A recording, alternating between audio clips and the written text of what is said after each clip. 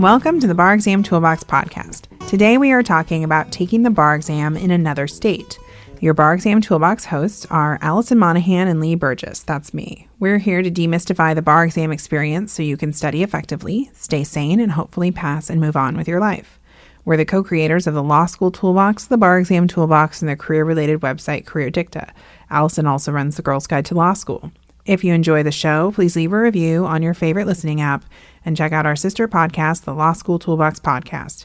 If you have any questions, don't hesitate to reach out to us. You can reach us via the contact form on barexamtoolbox.com, and we'd love to hear from you. And with that, let's get started.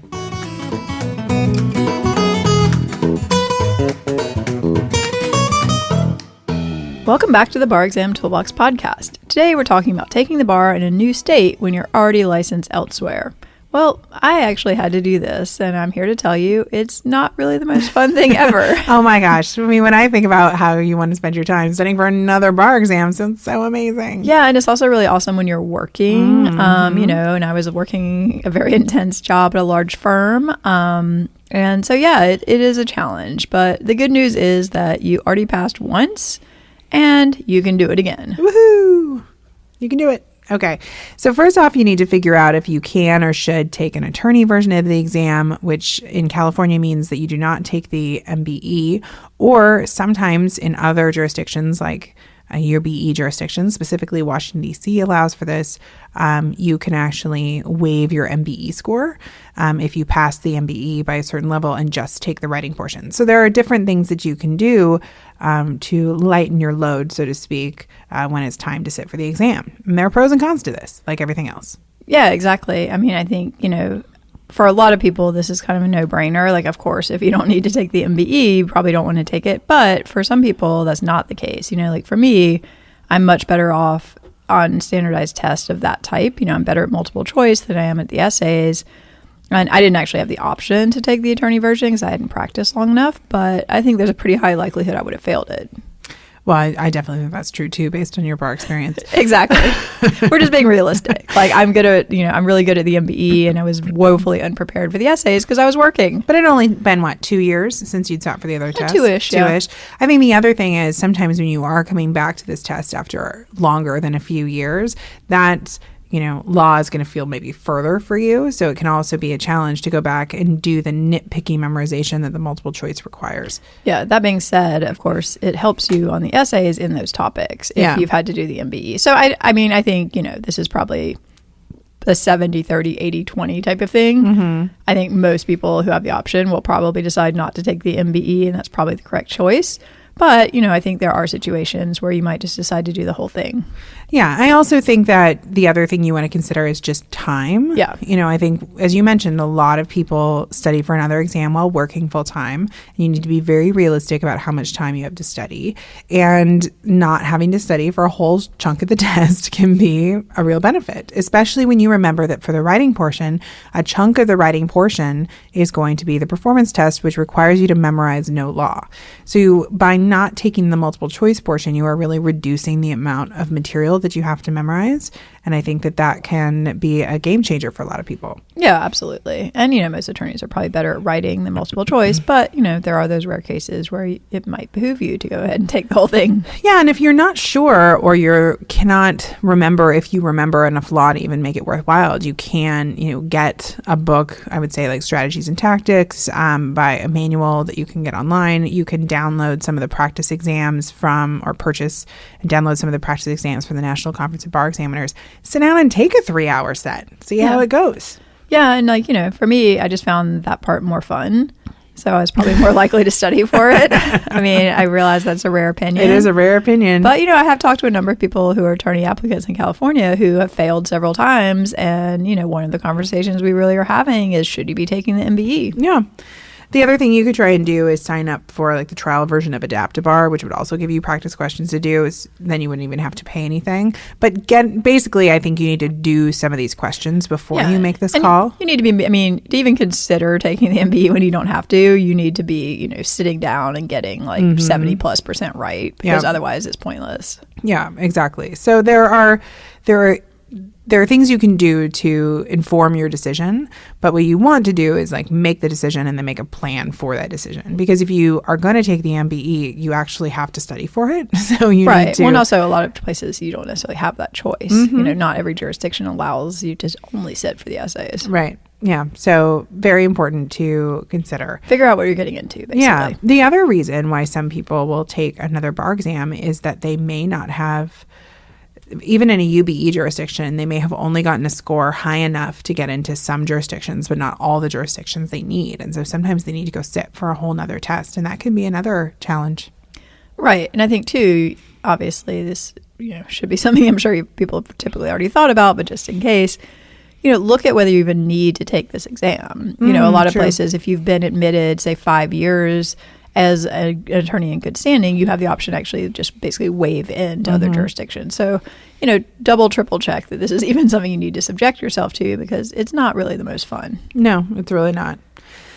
All right. So you got to decide if you're going to do it, if you have to do it. And even if your job is going to require you, sometimes the reason you go to a different jurisdiction is because your work has moved you there. And the other thing to consider is, do you have to have an active license? Because I've had friends who work in-house places, or they work for media companies, and all that it matters is your license somewhere, because although you're doing legally related work, you're not practicing law. Yeah, and certain states even have like an in-house counsel thing where if you're in a different jurisdiction and you're licensed, you can apply. There are all these like workarounds basically. But you want to make sure before you commit to this project that yes, this is something you definitely need to do, you want to do, and you're confident about doing. And I think in terms of things to think about, like, is your job really on board with this, and are they? They might say like, yes, we want you to do this, but are they willing to give you the time off? Are they willing to let you go part-time? Are they willing to pay for things? Yeah, they're going to pay for your course. They're going to pay for a tutor, And, also, how badly do you need to pass? If this is absolutely mission critical, then I think you've got to, probably push back even more if you're not getting the support from your job that you need. It's like, look, you're telling me I cannot continue having this job unless I pass this next bar exam. I need whatever it is that you need. Yeah. So once you've decided if you're going to do it, whatever the situation is you're going to do, you really need to start to evaluate. I think even before you figure out what materials you need, you got to figure out what's different and what's the same. Right. Because if let's say you're licensed in a UBE state, but you're coming to California, you need to understand that the questions are different, that the performance test is slightly different, that there may be topics. There are going to be topics, they're going to heavily test California law that you may have never seen before, especially if you didn't go to school in California. So you need to really evaluate like what are you going to need to focus on, because you're going to need a little extra time to get familiar with that kind of stuff. And so once you've done that, then I think you can really move into what kind of materials you need. And I was just reading a thread on an online mama group that I'm on about sitting for the California bar as a licensed lawyer, and it was interesting to read everybody's comments. Some people are like, you need to sign up for a full bar course like Barbary, do what they say, get all the books, and then you have other people saying that's not a great idea. You don't have time to listen to all those materials. You should sign up for this other program, or you should look into a tutoring program, or there are all these options, or you should buy somebody's old books or whatever it might be. So there are lots of options, and we can kind of run through some of our favorites. But I think for a lot of these attorney applicants, doing a traditional course, a Barbary Kaplan Themis, which I think a lot of people would consider more of a traditional course, may not get you where you need to be, partly because you may not even have time to do the whole course. Yeah, I think that to me is the thing. If you're working and studying and you may have family obligations, you're not kind of the target student really for these type of options. And you just do not really, my question is always like, look, do you really think you have time to sit and watch these videos, which are extremely laborious and extremely time consuming, and also do the necessary practice and putting the stuff together for yourself in a way that's really going to enable you to be where you need to be in this very limited amount of time? And I think, for a lot of people, the answer to that is no. Right. And the other thing is, are you actually going to be able to learn from those videos? You got to go back into the depths of your brain and think about how you prepared the first time, and think about what got you where you needed to be. Yeah. So, and I think a lot of alternatives exist now that may not have existed, depending on when people graduated.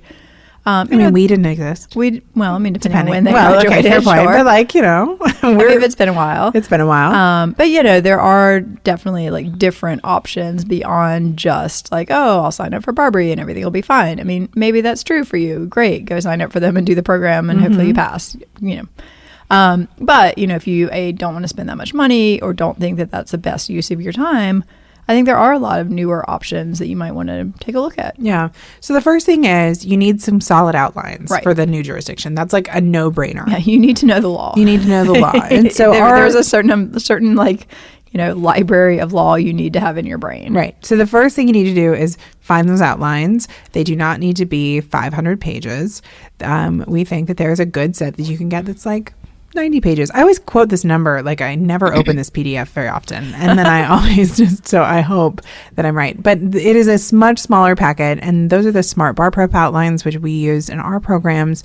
But what we like about them is that the guy who writes them focuses on what is the most heavily tested in all of the essays for the UBE and for the California bar. And so, if you have limited time to study, and especially if you're coming to a subject that you may have never seen before, then what you really need to know is what are you going to likely see in that subject? And make sure you know those rules. Right. And basically, like, what are the rules you need to write down? Right. Like, you do not need, if you're taking California and you've never studied community property, you do not need an encyclopedic knowledge of community property law. You need a certain fairly limited set of rules, and then you need to practice applying those rules. Yep. Like, what if there's a house in a different state? What if there's this? What if there's that? It's like, it's probably, I would say, a couple of pages, really. Mm-hmm. Yeah, exactly. And so, you also need to know what subjects are the most heavily tested. If you are moving to a UBE jurisdiction, they love testing secure transactions. And civil procedure. Yeah. And not all jurisdictions are like that. So, maybe you didn't even take secure transactions in law school. I didn't. No, so, I don't think most people did. No. Luckily, they're actually pretty easy. Yeah, but you still have to learn it and you still have to review. So you want to know, what's heavily tested and, what do you need to... what do you need to study to be able to master some of these subjects? And you just can't master all of it. You've got to strategize. And so something like Smart Bar Prep, especially in conjunction with our Brainy Bar Bank tool, which we'll talk about, really will help you focus your study on what is most likely to show up. So you're not just spinning your wheels, because you're never going to know anything and it's not necessary. Well, hopefully you're going to know something, but not everything. Right. Well, you just said you're never going to know anything. Oh, really? This goes back to, we were just doing a podcast on how important sleep is. I can't even tell you how little I've been sleeping, that it doesn't make my brain function very well. So another tip is find out how you're going to sleep more, because you need sleep to think carefully. Right. And I think actually, family responsibilities may rear their head in this process as well in a way that they did not previously. Mm-hmm. So, how's your family going to cope if you now have a family to deal with? That's true. And how are you going to carve out the time, especially on the weekends, to study, which is usually necessary? And, I have had conversations with people who are going to do this. And part of that conversation often is like, I don't feel like my spouse is totally on board with this yet. Mm-hmm. And I was like, okay, well, that is a conversation you need to have with them before you try to do this. Yeah, threshold conversation. Because if they're not on board with this and you have kids, how are you possibly going to be able to do this? Yeah. What does your life look like is one of the top questions that I ask when we do consults. Yeah. Yeah. Okay. So going back to outlines, the other thing that you want to think about, so you need these like substantive outlines, and then you need MBE practice. And so if you're going to do that. If you're going to do that part. So we like Adapt-A-Bar. We talk about them. We've interviewed them. We use them in our programs. They're great. They're helpful. They use real release questions. That's very important. Even if some bar providers say that it isn't, we believe it's very important. And it'll help you really focus on your weak areas, which is also important when you don't have a lot of time to study. And I think that's the best place to improve. Right. And for working people, it runs on all of your various devices, which I also think helps people squeeze in some study time, places they might not otherwise be able to do if they were trying to lug books around. Yeah, absolutely. And I think you've got to be sort of thinking about like, where are you going to fit this in? And, probably thinking about it in two ways. You can't fit all of your studying into, your lunch hour. Mm-hmm. That's just not enough sort of mental energy. Yeah. But if you do longer blocks on the weekends, for example, and then you do an hour of MBE questions 4 days a week at lunch, that actually adds up over time. Yeah, I think that's very true. So then we also have developed a number of products that we think are helpful for people to do targeted studying. So the first one is we have self-study options, which kind of guide you through the process of getting ready for another bar exam.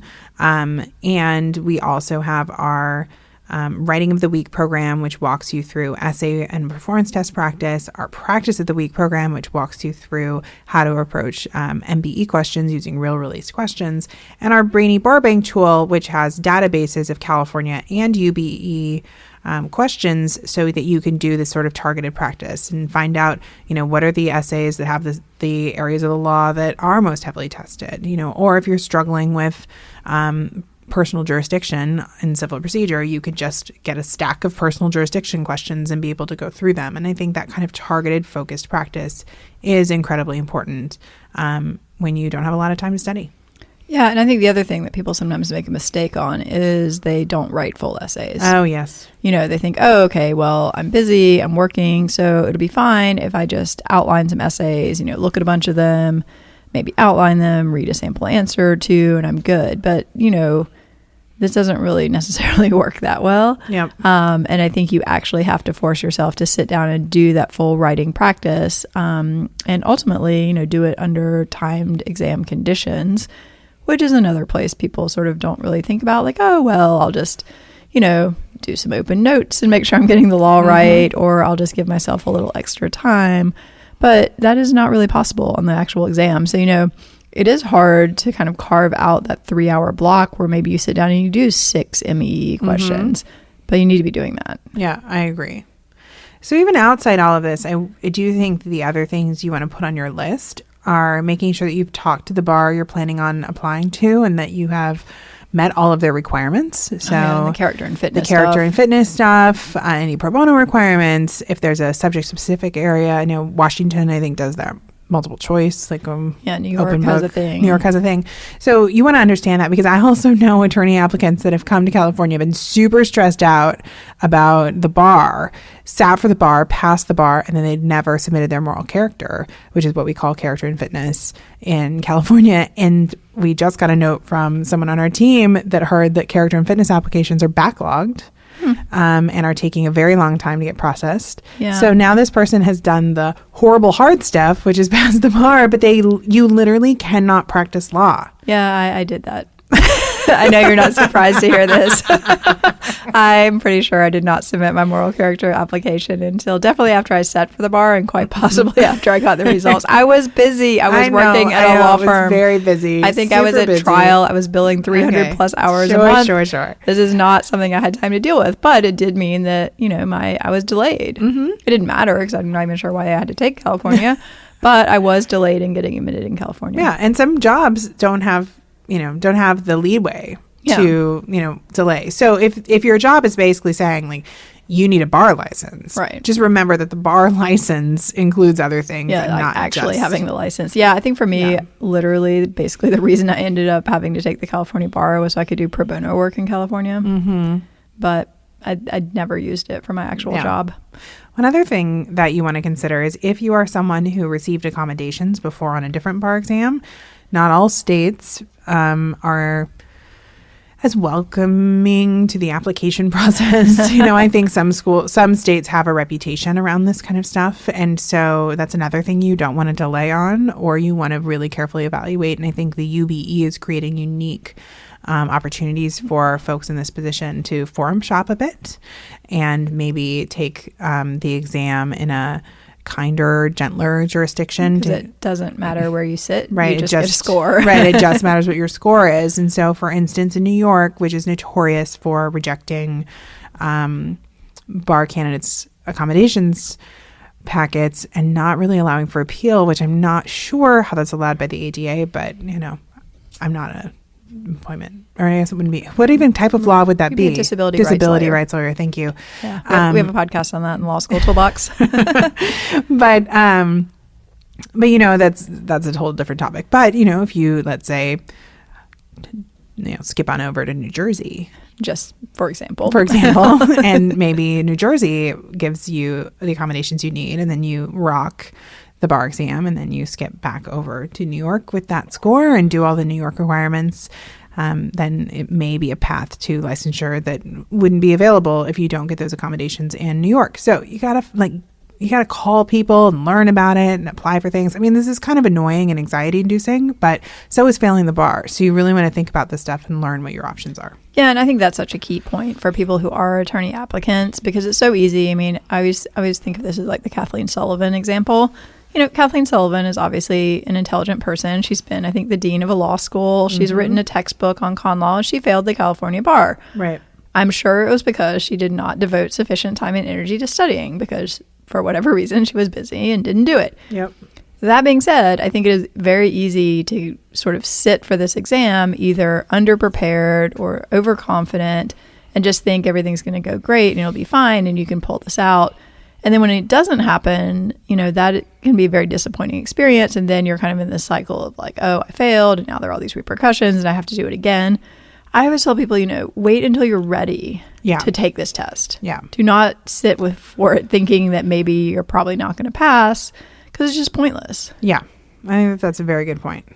And nobody wants to fail. It's just like, you carry it with you. Yeah, it just gets bad. Like you're much better off, you know, pulling the plug a month before and just saying, look, you know, my situation has not enabled me to study. I'm recognizing this is not going to happen. Right.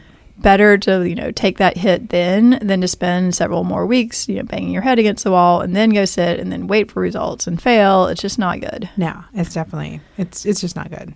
And people often ask, you know, how early should I start studying? What do you think? Well, I mean, this is, again, depends on your specific situation. So if you are a litigator and you have trials coming up, if you only have limited time, I mean, then you have to start early. And I think that the thing is, with some thoughtful planning, you can take the bar kind of in pieces. You know, one of the things I think is a great thing to study early is the performance test portion. Just like get comfortable with that. Knock it out. You can do it, you know, in blocks on the weekends or in a few blocks. Yeah, or even on a plane. Or on a plane. Like, I think that that's a great one to just kind of like knock out and get comfortable with. And if you aren't going to have time to study, you have to start studying early. So I would say over 6 months early is insane, because I think it can cause burnout. It's kind of impractical for a lot of people. You know, you've got to have special circumstances for me to say, like, study for a year for this test. But, you know, if you've really got limited time or you have a trial coming up close to the exam or something like that, I think studying 3 months, 4 months out is not unreasonable. Yeah, exactly. You know, and you basically spend that time getting familiar with the law and then doing tons of practice. Yeah. But, you know, it's always important to remember that, you know, you've done this before. Right. You did it. You did it. Like, what worked and what didn't. Like, you should be more streamlined this time around, which I think is also important to keep in mind. Yeah, absolutely. I mean, I remember for me, like, I really liked the MBE program, which was kind of a precursor to AdaptABAR. So I just started using that again, like, as soon as I decided and committed to taking this test. Yeah. And then, you know, kind of looked at the areas of like, okay, what have I never looked at for California? All right, I need to do, you know, 2 days of study time on community property or whatever else is, you know, I've never seen before. And I just kind of hope from the best after that. But, you know, you've really got to be so conservative on how you think about this. So it's like, you've got to be so realistic about your study time. You really sit down, and I so often will hear, like, on the intake phone call when we talk to people, tutoring students, they'll be like, well, I can do 20 to 30 hours a week. And then they sign up for tutoring, and then someone on our team sends them a self-evaluation form where they're supposed to report how much they're going to study so we can build them a study schedule. And then I'll get this panicked email that's like, they say they will only study 15 hours a week. And I'm like, that's not what your note said from your call. And I'm like, okay, well, 15 hours a week is not what we talked about. So you need to like go back to them and be like, at least at 20 to 25 hours a week. And although you're like, well, maybe that's only different at 5 hours, but 5 hours a week for 10 weeks is a lot of hours. That's 50 hours. That's 50 hours, which is a ton of work. That's a full work week of work. So, you know, that's why you do have to really, you know, evaluate and think about how you're going to do this studying. And, you know, if you do have small children living in your house or dogs that are very, you know, attentive, or a partner that, you know, is distracting in good or bad ways, you know, I think that it can be a challenge. You've got to come up with a plan about how you're going to get away to do this focused work. You need to talk with your, you know, family and friends about how they can support you, but also how are they going to kind of give you this extra time to meet this goal, because it's not going to be pretty. Like, no, it's probably not going to be the most fun 2 to 3 months of your life. And that's where I think, the stress and the self-care and all that really come in. I mean, we talk to people all the time who are like, I'm going to study 3 hours a night after work, Monday through Friday, and then 10 hours each day on the weekend. I'm like, okay, that's not sustainable. Yeah. You can't do that. Yeah. I don't care who you are. Yeah. Same thing. You need to go to your job if you're doing this with at the encouragement, or that your job knows that you're doing it. You need to talk to them. You need to make sure that they know. You need to ask for time off. You need to get that time off approved. Well, and really thinking about, when and how do you want to take time off? Some people either want to go to work in the morning and study in the afternoon. Other people think it's better for them, to have a 3-day weekend. Like, there are lots of different options. So really thinking about when are you going to be the most able to devote that focused energy, and then carving out that time somehow from your other responsibilities is so key. Yeah. And just stress and self-care, man. This is hard to do on top of the rest of your life. So you've got to figure out how to still take care of yourself. And I think especially depending on which exam you're sitting for, but the winter exam, which a lot of practicing lawyers, I think, often study for. Yeah, I did that. Yeah, which is so tricky because it's cold and flu season, and it's raining, and it's kind of depressing, or it's snowing, and maybe it's hard to do some of the self-care things that you're used to doing. So that's another thing you want to evaluate is, how are you going to take care of yourself and give yourself the best chance at passing? Right. So I think the takeaway message is this is doable. It's probably not going to be that much fun, but it's possible. And I think having a solid plan and really executing on that plan and thinking carefully about what is what gives you the biggest bang for your buck is how you're going to get through this. Yeah. And I think when a lot of times people ask me why attorney applicants fail, because attorney applicants typically have a very low passage rate. Oh, you're already an attorney. Why didn't you pass? Exactly.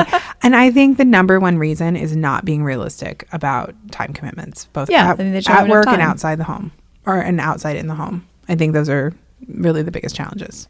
No, I completely agree. Yeah. Like I said, it's the Kathleen Sullivan problem. Yeah. And with that, we are out of time. I want to take a second to remind you to check out our blog at barexamtoolbox.com, which is full of helpful tips to help you prepare and stay sane as you study for the bar exam. You can also find information on our website about our courses, tools, and one-on-one tutoring programs to support you as you study for the UBE or California bar exam. If you enjoyed this episode of the Bar Exam Toolbox podcast, please take a second to leave a review and rating on your favorite listening app. We'd really appreciate it, and be sure to subscribe so you don't miss anything. If you are still in law school, you might also like to check out our popular Law School Toolbox podcast as well. If you have any questions or comments, please don't hesitate to reach out to myself or Alison at lee@barexamtoolbox.com or allison@barexamtoolbox.com, or you can always contact us via our website contact form at barexamtoolbox.com. Thanks for listening, and we'll talk soon.